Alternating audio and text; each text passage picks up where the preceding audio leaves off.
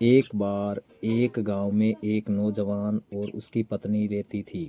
गांव में कोई रोजगार का साधन नहीं था, इसलिए उसकी पत्नी ने कहा कि विदेश जाकर कुछ अच्छा धन कमा लो ताकि हम अपना स्वयं का घर बना लेते हैं। ये सोचकर वे गांव में स्थित एक भगवान के मंदिर में गया और उसने भगवान से मन्नत मांगी कि हे भगवान, मैं विदेश में जाकर जितना धन कमाऊंगा उसका आधा धन आपके चढ़ा दूंगा, परंतु मेरी अच्छी नौकरी लगनी चाहिए। ऐसी मन्नत मांगकर वह विदेश कमाने के लिए चला जाता है। वहाँ जाते ही भाग्यवश बहुत अच्छी नौकरी मिल जाती है।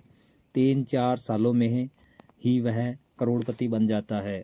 वापस आते ही वह अपनी बीवी को बोलता है कि मैं भगवान के मंदिर में जाकर आधा धन चढ़ाता हूँ, क्योंकि भगवान से मन्नत मांगी थी कि और रुपए पैसे भी अच्छे कमा लिए हैं। उसकी बहू बहुत लालची थी। उसने सोचा कि भगवान पैसों का क्या करेंगे, भगवान तो सिर्फ प्रसाद का ही भोग लगाते हैं। लालच में आकर उसने कहा कि एक सस्ता सा नारियल खरीद कर भगवान को चढ़ा दिया जाए। तो उसने अपने पति को कहा कि एक सस्ता सा नारियल खरीद कर भगवान जी के चढ़ा दो, भगवान पैसों का क्या करेंगे। वह नौजवान अपनी बीवी की बातों में आ गया और उसने सोचा कि सबसे सस्ता नारियल खरीद कर भगवान को चढ़ा ही देता हूँ। तो सस्ते के चक्कर में उसे उस गांव में 4 दुकानें थी। पहली दुकान वाला बहुत ही उत्तम माल बेचता था। उसको जाकर उसने पूछा कि भैया, नारियल के कितने रुपए लोगे। दुकानदार ने कहा कि भाई साहब 4 रुपये लगेंगे। नौजवान ने कहा कि 3 रुपये में देना है क्या। तो उसने कहा कि 3 रुपये में 2 नंबर दुकान वाला दे देगा। वे 2 नंबर दुकान वाले के पास जाता है और पूछता है कि नारियल के कितने रुपए लोगे। तो दुकानदार बोलता है कि भैया 3 रुपये लूँगा। नौजवान कहता है कि 2 रुपये में देना है तो दे दो। अब वह उस गांव में एक और दुकान थी जो कि 3 नंबर थी। वह बिल्कुल कचरा माल रखता था। उसने पूछा कि भैया, नारियल के कितने रुपए लोगे। दुकानदार बोला भाई 2 रुपये लूँगा। नौजवान ने कहा 1 रुपये में देना है क्या। दुकानदार मुस्कुराते हुए बोला कि भैया, हमारे गांव के बाहर एक नारियल का पेड़ है, फ्री में वहां जाकर तोड़ के ले आओ, तुम्हारा 1 रुपया भी बच जाएगा। नौजवान के मन में बहुत लालच आ गया। उसने सोचा कि जब हमारा काम फ्री में ही हो रहा है तो मैं 1 रुपया ही क्यों गंवाऊं। ये सोचकर वह नारियल के पेड़ के पास जाता है और देखता है कि कौन सा नारियल सबसे बड़ा है। वही नारियल मैं तोड़कर भगवान को चढ़ा दूंगा।